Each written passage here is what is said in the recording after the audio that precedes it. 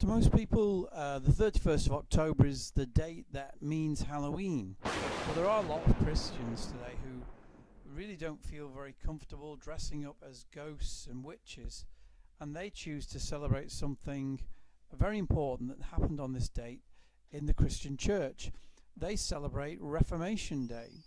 But what was the Reformation, and why, and when did it happen?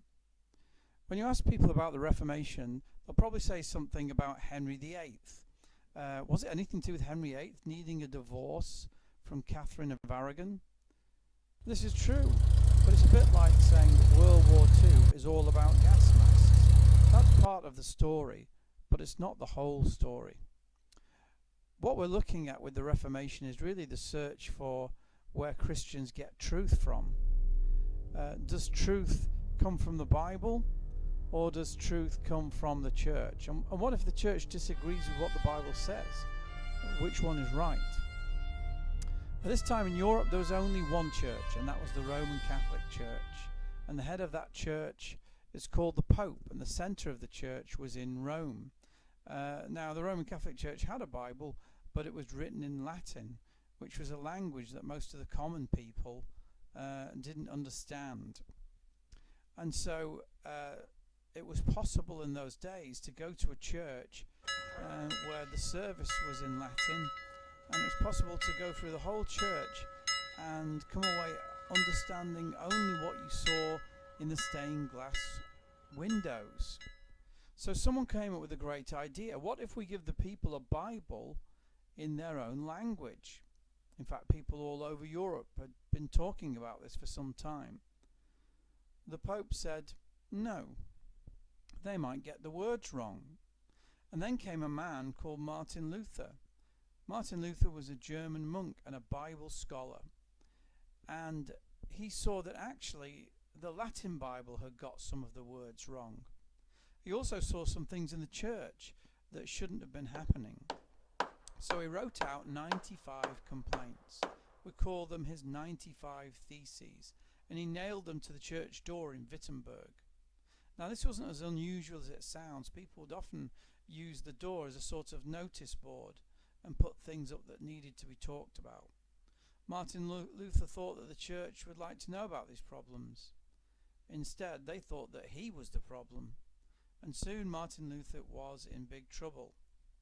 In England at this time, there lived a brilliant translator called William Tyndale.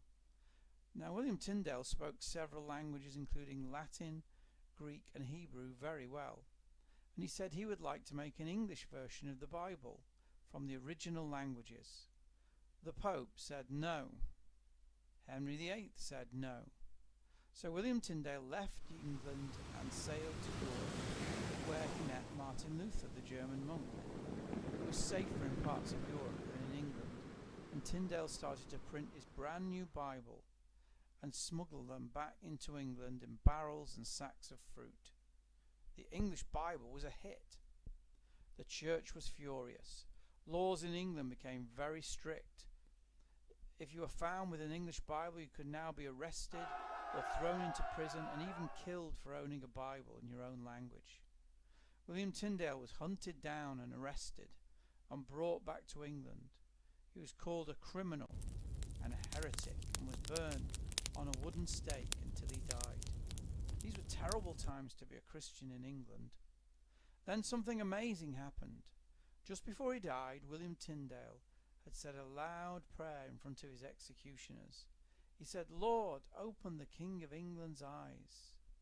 He was asking God to make Henry VIII see how important it was to give the people a Bible in their own language. Now, Henry VIII had married a lady called Anne Boleyn, and she had taken an interest in some of the writings of William Tyndale, including his Bible. And she persuaded the king that having an English Bible would be a great idea. So Henry decided to put an English Bible in every church in England.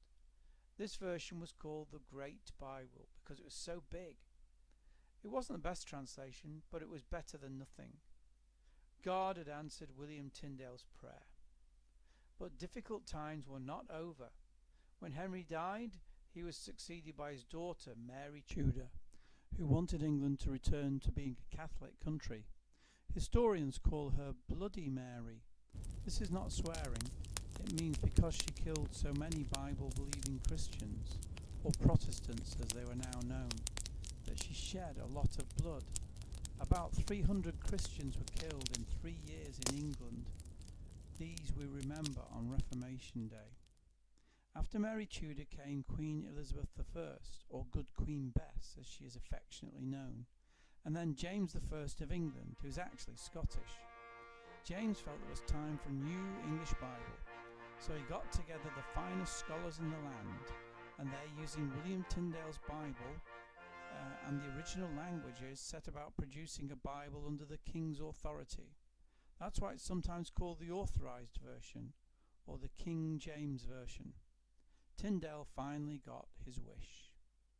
There are many famous Christians who played their part during the Reformation: Thomas Cranmer, Anne Askew, and of course Martin Luther and William Tyndale. But there are many more whose names we don't even remember, but God knows every one of them. All around the world, Christians celebrate Reformation Day on the 31st of October. They have parties with lots of food and games like apple bobbing.